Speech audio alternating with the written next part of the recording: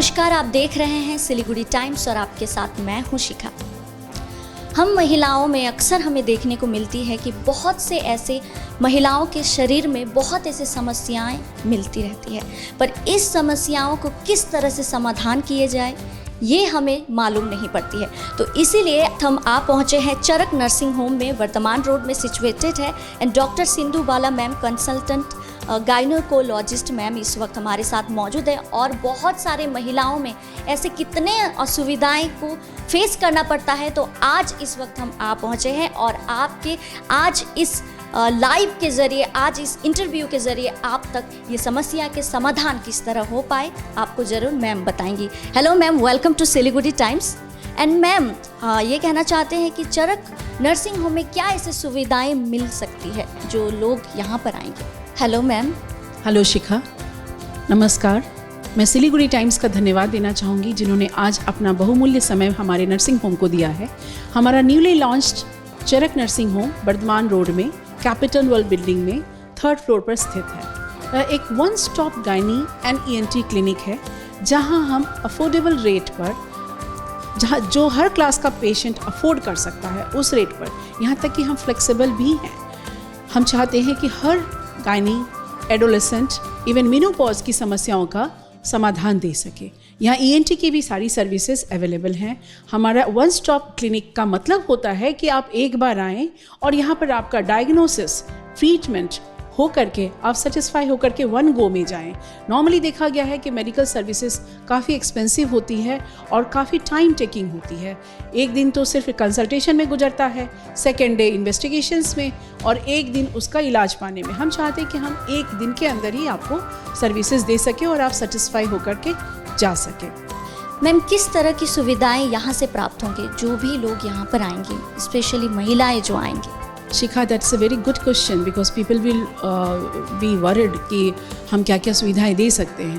तो मैं बोलना चाहूँगी कि गायनी रिलेटेड जितने भी प्रॉब्लम्स हैं, इवन एडोलेसेंट प्रॉब्लम, पीरियड्स की प्रॉब्लम, डिस्चार्ज की प्रॉब्लम, इनफर्टिलिटी की प्रॉब्लम जो बोलते हैं बांझपन की प्रॉब्लम, इवन मेनोपॉज की प्रॉब्लम, मतलब हमारा कहने का तात्पर्य है कि चाइल्डहुड से एडल्ट से लेकर के ओल्ड एज तक की जितनी भी प्रॉब्लम्स है उसका हम कंसल्टेशंस, डायग्नोसिस, ट्रीटमेंट, इवन हम ऑपरेटिव सर्विसेज की सुविधाएं भी देने का प्रयत्न करेंगे अफोर्डेबल रेंज पे। ENT की भी जितनी सारी बीमारियां होंगी उसका सर्विसेज, सर्जरी इसी जगह पर पॉसिबल होगा। मैम, प्रेगनेंसी में किन बातों का ज़्यादा ध्यान देना चाहिए? जो भी महिलाएं प्रेग्नेंट से गुजर रही होती है, किन बातों का सबसे ज़्यादा ध्यान देना चाहिए उन्हें? शिखा, प्रेगनेंसी एक बहुत इम्पॉर्टेंट फेज़ होता है हर औरत के लाइफ में, जिसमें कि बहुत सारे बॉडी में चेंजेस होते हैं। हमें किन बातों का ध्यान देना है, नहीं देना है, ये खुद पता नहीं चल सकता। इसके लिए आपको एक अपने आसपास जो भी गायनी डॉक्टर हैं उनसे आप कंसल्ट करें। कंसल्टेशन का 2 पर्पस होता है। एक पहला पर्पस तो होता है कि पहला विजिट मैं चाहूँगी कि फर्स्ट ट्राइमेस्टर में लीजिए। फोलिक एसिड खाते हुए प्रेगनेंसी लाइए। फोलिक एसिड खाने का पर्पस ये होता है कि माल फॉर्मेशंस बच्चों में ना होने पाए। फर्स्ट विजिट फर्स्ट ट्राइमेस्टर में शुरुआत के 2-3 महीने के अंदर इसलिए इम्पॉर्टेंट है कि हम उसमें जान सकें कि आप में कोई हाई रिस्क फैक्टर तो नहीं है, कोई फैमिली हिस्ट्री में कोई डिस्टर्बिंग बात तो नहीं है, आपकी प्रेगनेंसी ठीक ठाक है कि नहीं, आपकी बॉडी में क्या क्या चेंजेस आएंगे, उसके लिए हम लोग अवगत भी कराते हैं और पेशेंट को प्रिपेयर भी कराते हैं सो दैट वो उस चीज़ को एक्सेप्ट कर सके। लाइक नोजिया, वॉमिटिंग, ये प्रेगनेंसी का नॉर्मल चीज़ है, लेकिन लोग इससे बहुत परेशान हो जाते हैं। एक डॉक्टर का समझा पाना कि ये आपकी बॉडी में चेंजेस की वजह से हो रहा है, वो एक्सेप्ट कर पाएंगे। इसके अलावा हम पेशेंट को ये भी अवगत कराते हैं कि कौन कौन सी जाँच कौन कौन से ट्राइमेस्टर में ज़रूरी है। फिर कई बार हम ये भी समझाते हैं कि उनको किन बातों का ध्यान रखना चाहिए, कैसा खाना चाहिए, कितना आराम चाहिए, किन चीज़ों को अवॉइड करना चाहिए और कौन कौन सी प्रॉब्लम्स अपीयर होने पर उनको तुरंत डॉक्टर को कंसल्ट करना चाहिए। वो एक सेफ जगह डिसाइड कर सके अपनी सेफ डिलीवरी के लिए, क्योंकि एक प्रेगनेंसी का पर्पस ही होता है अंत में एक स्वस्थ जच्चा और एक स्वस्थ बच्चा। तो एक गायनेकोलॉजिस्ट से कंसल्ट करके आप प्रेगनेंसी के इस पर्पस को पा सकते हैं। मिनिमम चेकअप की जहाँ तक मैं बात करूँ तो लोग सोचते हैं कि कई बार चेकअप करने आना पड़ता है, तो मैं बताना चाहूँगी इतना भी ज़्यादा चेकअप का ज़रूरत नहीं होता। फर्स्ट ट्राइमेस्टर में 1 विजिट, सेकेंड ट्राइमेस्टर में 2nd विजिट एंड देन हम लोग 3rd ट्राइमेस्टर के बाद मंथली चेकअप करते हैं टोटल 5 to 6 विजिट में आई थिंक सारी प्रॉब्लम्स का समाधान किया जा सकता है। आपको खान पान के अलावा एक्स्ट्रा क्या सप्लीमेंट लेना होगा, like iron supplement, calcium supplement, tetanus का इंजेक्शंस, इवन प्रोटीन सप्लीमेंट, कितना वेट गेन नॉर्मल होना चाहिए, बीपी कितना होना चाहिए, इन सब चीज़ों के बारे में भी हम लोग अवगत कराते हैं। एक डॉक्टर से कंसल्ट करके आप अपनी प्रेगनेंसी को स्मूथली ट्रांजिट कर सकते हैं। अगर हम फर्टिलिटी की अगर बात करें तो इनफर्टिलिटी की समस्याएं क्यों इतना बढ़ रही है मैम? हाँ, ये एक नई समस्या हो रही है, क्योंकि पहले देखा जाता था कि इनफर्टिलिटी जो है आम पब्लिक में 9 to 10% पॉपुलेशन में पाई जाती थी, लेकिन अब देखा जा रहा है कि 15 से 20% पाया जाता है। तो मैं इस केस में यही बताना चाहूँगी कि इसका सबसे इम्पॉर्टेंट रीज़न है लेट मैरिज। आजकल हर लेडी को भी अपने लाइफ में करियर वाइज भी सक्सेसफुल होना है, इसके कारण सबसे इम्पॉर्टेंट होता है कि मैरिज को डिफ़र करते हैं। Marriage is a huge responsibility, तो जितनी लेट मैरिज करते हैं फर्टिलिटी उतनी घटती जाती है। सेकेंड रीज़न है डिसऑर्डर्ड ईटिंग हैबिट्स। जब हम यंग होते थे तो हमें बाहर का खाने का प्रचलन इतना नहीं था। आजकल तो एक बटन पे, एक मोबाइल के एक ऑर्डर पे खाना घर पे पहुंचता है। आप उस खाने में क्या मिलावट है वो जान भी नहीं सकते, और वो आपके बॉडी में क्या इफेक्ट डाल रहा है ये भी आप नहीं जान सकते। तो ये जो जंक फूड, फास्ट फूड का जो कल्चर है, ये काफ़ी ज़्यादा ओबेसिटी ला रहा है, एंड ओबेसिटी के कारण इनफर्टिलिटी की समस्याएं और बढ़ती है। सेकेंड जो इम्पोर्टेंट रीज़न है वो है पेस्टिसाइड, इंसेक्टिसाइड्स और इतने सारे मिलावट फूड में जो मिलाते हैं। Even Coca Cola, cold drinks, उसमें भी कुछ ना कुछ हद तक इंसेक्टिसाइड, पेस्टिसाइड रहता है, जो कि स्पर्म काउंट को घटा रहा है, एग काउंट को घटा रहा है, जो फर्टिलिटी के लिए इम्पॉर्टेंट चीज़ है। लोगों की फर्टिलिटी पोटेंशियल ही कम हुई जा रही है। और तीसरा एक इम्पॉर्टेंट रीज़न है कि देर से मेडिकल हेल्प के लिए कोशिश करना। आप अपनी शादी का इम्पॉर्टेंट फर्टाइल पीरियड स्पेंड कर देते हैं ये सोचने में कि हो जाएगा, या पीर या भगवान की कृपा से हो जाएगा, ऐसा सोचते हैं। बिल्कुल सोच सही है, लेकिन टाइमली मेडिकल सर्विसेज का ऑप्शन लेना, हेल्प लेना कोई गलत बात नहीं है। फर्टिलिटी इम्प्रूव करने के लिए मैम नेचुरल ऑप्शंस क्या क्या है मैम, आप ज़रा बता दीजिए।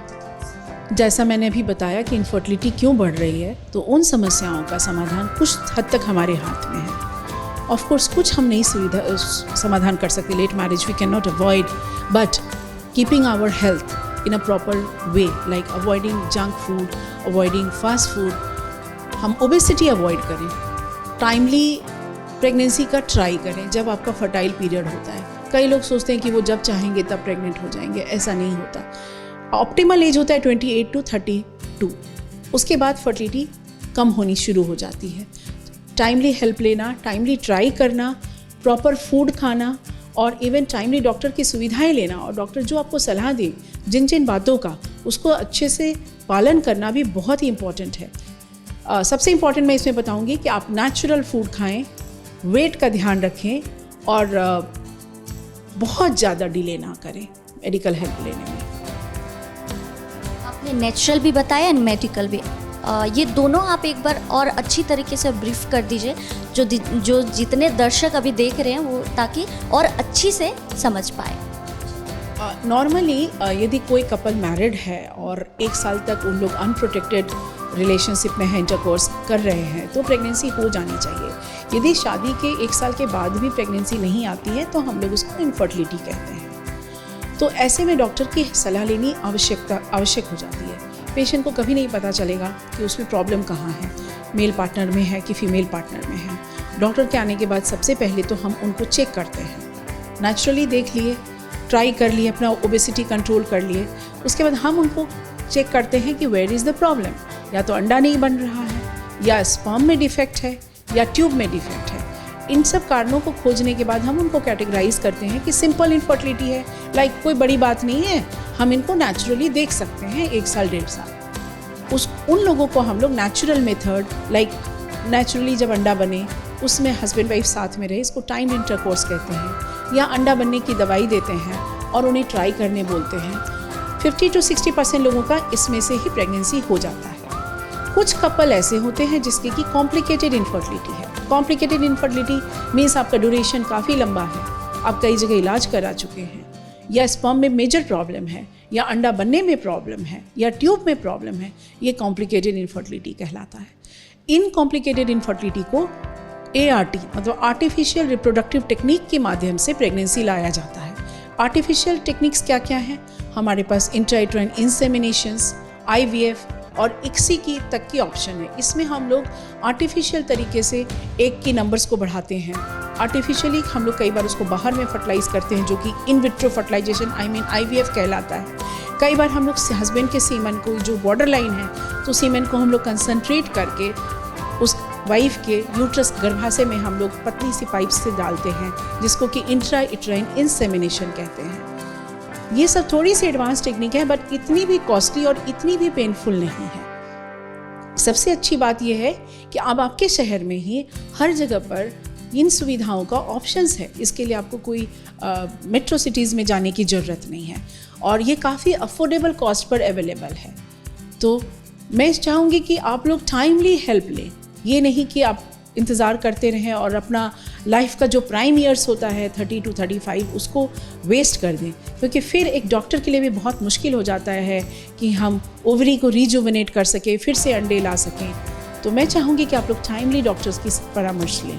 मैम, इनफर्टिलिटी के लिए डॉक्टर से कब सलाह लेना चाहिए? जैसा कि मैंने बताया कि 80% ऑफ द कपल शादी के 1 साल के अंदर यदि कुछ भी निरोध का इस्तेमाल नहीं कर रहे हैं, प्रोटेक्शन का इस्तेमाल नहीं कर रहे हैं, तो 1 साल के अंदर फर्टिलिटी हो जानी चाहिए। 1 साल के बाद फर्टिलिटी नहीं हो पा रही है तो there means something some problem. लेकिन यदि किसी पेशेंट का लेट मैरिज है, लाइक 30 के बाद वो मैरिज कर रहे हैं या हस्बैंड का एज ज़्यादा है, तो उन लोगों को मैं बोलूँगी कि 1 साल का भी वेटिंग पीरियड नहीं होना चाहिए। वो चाहे तो डॉक्टर के पास विदिन 6 मंथ ऑफ मैरिज आ सकते हैं। इनफर्टिलिटी डॉक्टर आपको गाइड करते हैं कि कैसे आप नेचुरली भी फर्टिलिटी अचीव कर सकते हैं, या कोई प्रॉब्लम है कि नहीं है एटलीस्ट उसका हम डायग्नोसिस कर सकते हैं। कोई प्रॉब्लम है तो उसका हम सॉल्यूशन भी प्रोवाइड करते हैं। मान लीजिए पॉलीसिस्टिक ओवरी है तो हम आपको पॉलीसिस्टिक ओवरी का ट्रीटमेंट बताएंगे। यदि सीमेन काउंट कम है तो हम सीमेन काउंट को इम्प्रूव करने की मेडिसिन एंड अदर ऑप्शंस बताएंगे। तो doctor R your friend in this journey, you know. स्त्री के मेनोपॉज के बारे में दर्शकों को क्या कहना चाहेंगे? इस विषय को लेकर सभी को जानने के लिए उत्सुकता जरूर होंगे, आप बता दें। हाँ, जैसे कि औरतों के लाइफ में 2-3 चेंजेस होते हैं। एक वो चेंज होता है जब लड़की जब औरत बनती है, दैट इज़ एडोलेसेंट, जब उसका पीरियड शुरू होता है, उसकी बॉडी में चेंजेस आते हैं। सेकेंड इम्पॉर्टेंट फेज़ आता है जब वो माँ बनती है, एक नया रोल, अलग से बॉडी में चेंजेस। थर्ड इम्पॉर्टेंट फेज़ आता है जिसको कि हम लोग रजोस्राव बोलते हैं या मेनोपॉज बोलते हैं। 45 to 50 नॉर्मल एज है उसका। उस एज में क्या होता है, जिस हार्मोन्स की हमें आदत होती है इतने सालों से, उस हार्मोन का बनना बंद होने लगता है। ओवुलेशन नहीं होता। हमारे जो फीमेल हार्मोन्स हैं, एस्ट्रोजन, प्रोजेस्टेरॉन, जो कि हमारे इमोशनल हेल्थ के लिए, मूड के लिए, हमारी बोन्स के लिए, हमारे स्किन के लिए इम्पॉर्टेंट होते हैं, वो बंद होना लगता है। बंद होने की वजह से कई सारे साइड इफ़ेक्ट होते हैं, क्योंकि जिस हार्मोन की आपको लास्ट 30 ईयर से आदत है वो अचानक से ना हो तो उसकी कमी से मूड स्विंग्स होता है, डिप्रेशन, नींद नहीं आना, चिड़चिड़ापन होना, याददाश्त कमज़ोर होना, ये सब होने लगता है। और अंदरूनी तौर पे देखा जाए तो बोन्स वीक होने लगते हैं, जिसको हम लोग ऑस्टियोपोरोसिस कहते हैं। इवन कोलेस्ट्रॉल हाई होने लगता है, ट्राइग्लिसराइड हाई होने लगता है, जिसके कारण कि हार्ट रेट का रिस्क बढ़ने लगता है। आपने देखा होगा कि औरतों में हार्ट अटैक नहीं होता, बिकॉज ये जो एस्ट्रोजन हार्मोन है ये हार्ट अटैक से प्रोटेक्ट करता है। लेकिन जब एस्ट्रोजन बंद होने लगता है तो वो रिस्क बढ़ने लगता है। तो इस केस में हम पेशेंट को कई तरह से हेल्प करते हैं। साइकोलॉजिकल काउंसलिंग एक पार्ट है। अपने मूड को, अपने बोन हेल्थ को कैसे वो अप टू डेट रखें, वो एक सेकेंड एस्पेक्ट है। इसमें diet counselling, exercise counselling, lifestyle counselling बहुत इम्पोर्टेंट है।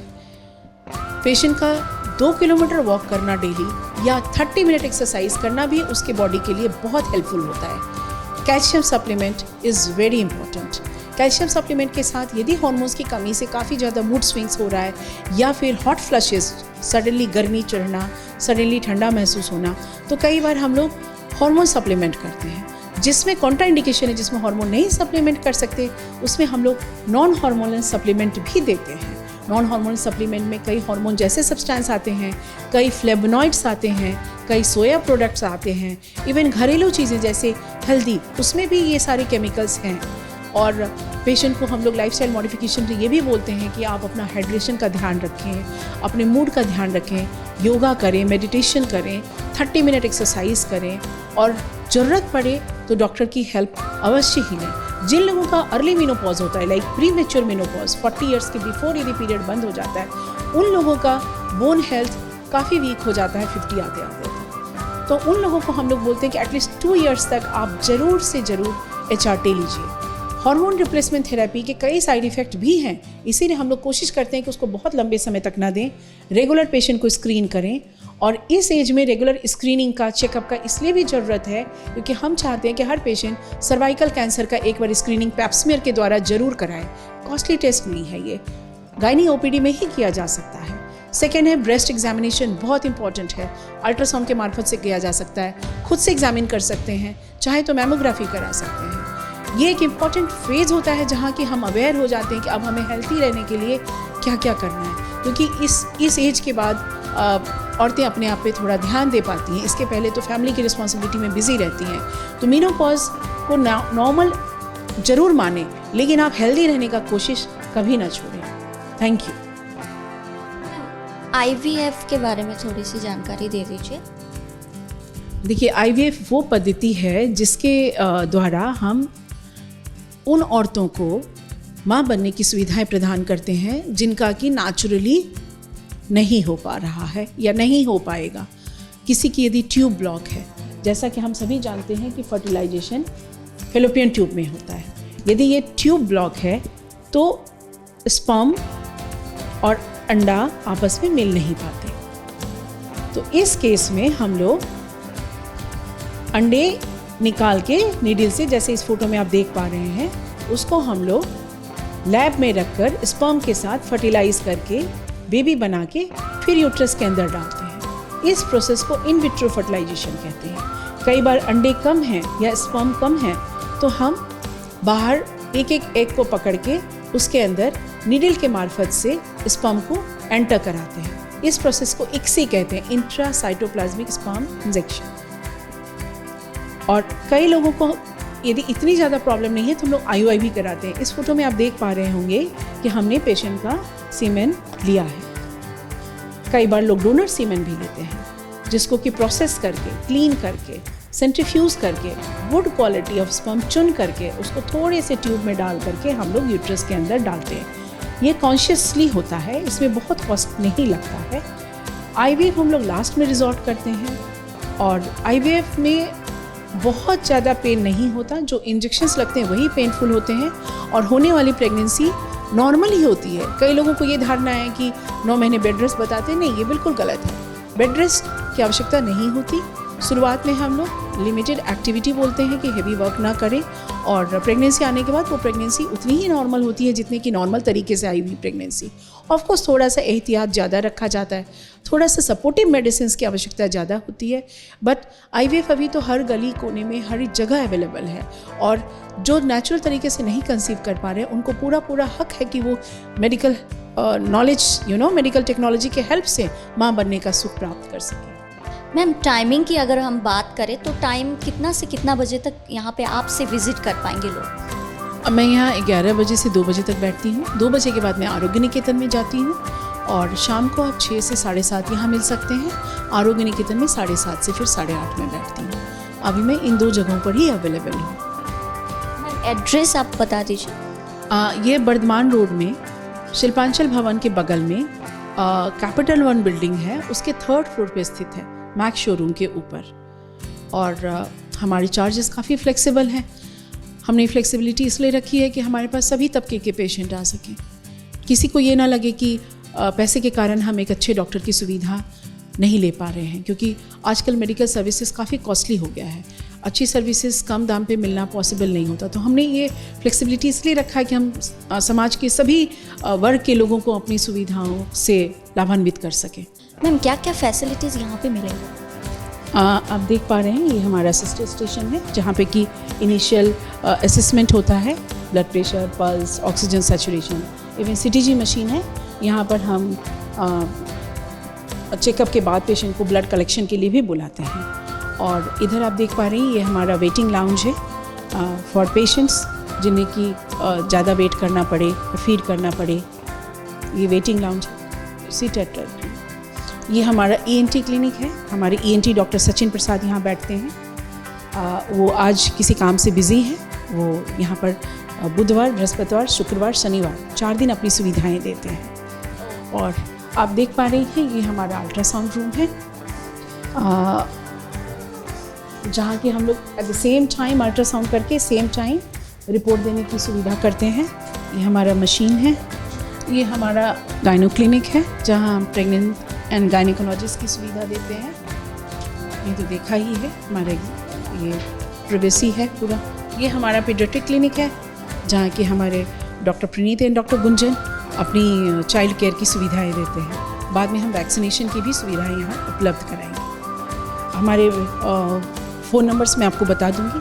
आप पेशेंट को कंसल्टेशन के लिए justdial.com पे भी हमारा लिस्टेड है। justdial.com से वो अपॉइंटमेंट ले सकते हैं। और कई सारे नर्सिंग होम का फ़ोन नंबर भी है, वो भी हम गूगल में लिस्ट करेंगे, उनके द्वारा भी वो अपॉइंटमेंट ले सकते हैं।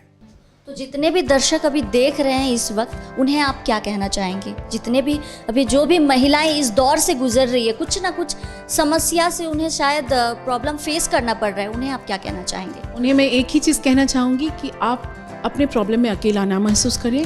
आपके डॉक्टर्स, जो गायनिक डॉक्टर्स हैं, वो आपके फ्रेंड हैं, आपके लिए हेल्पफुल हैं। आप स्केयर्ड नहीं हो। डॉक्टर के पास जाने में डर लगता है, हेजिटेशन होता है, शर्म आती है। इन सब बातों को भुलाकर आप चाहें तो अकेले भी आ सकते हैं, चाहे तो फ्रेंड के साथ आ सकते हैं, चाहे तो फैमिली मेम्बर के आ सकते हैं। कोई भी प्रॉब्लम को इग्नोर ना करें। ब्लीडिंग हो रही है, इग्नोर कर रहे जा रहे हैं, बाद में हो सकता है ये बड़ी समस्या का रूप ले ले। आप अर्ली स्टेज में आएंगे, कोई भी प्रॉब्लम हो, चाहे, मैं डराना नहीं चाहूँगी, चाहे वो ब्रेस्ट कैंसर हो, चाहे सर्वाइकल कैंसर हो, चाहे एक यूट्रस का कैंसर हो, चाहे वो सिंपल ब्लीडिंग या इन्फेक्शन की प्रॉब्लम हो, अर्ली स्टेजेस में ईजीली कम दाम पर कम परेशानी के साथ इलाज पॉसिबल हो सकता है। तो मेडिकल हेल्प लेने में आप विलंबता ना करें, देर ना करें और हेजिटेशन ना करें। आपकी जो भी प्रॉब्लम है, even as simple as vaginal discharge, वो सिम्टम हो सकता है सर्वाइकल कैंसर का, वो आप नहीं समझ पाएंगे। हम लोग भी कई बार एग्जामिन करके पकड़ पाते हैं कि प्रॉब्लम बड़ी है कि छोटी है। तो प्लीज़ आप, आपकी कोई भी प्रॉब्लम हो, आपको जो भी गायनिक डॉक्टर आपके पास हैं, उनके पास आने में हिचकिचाएं नहीं। टाइमली हेल्प होने से आप टाइमली निरोग हो सकते हैं।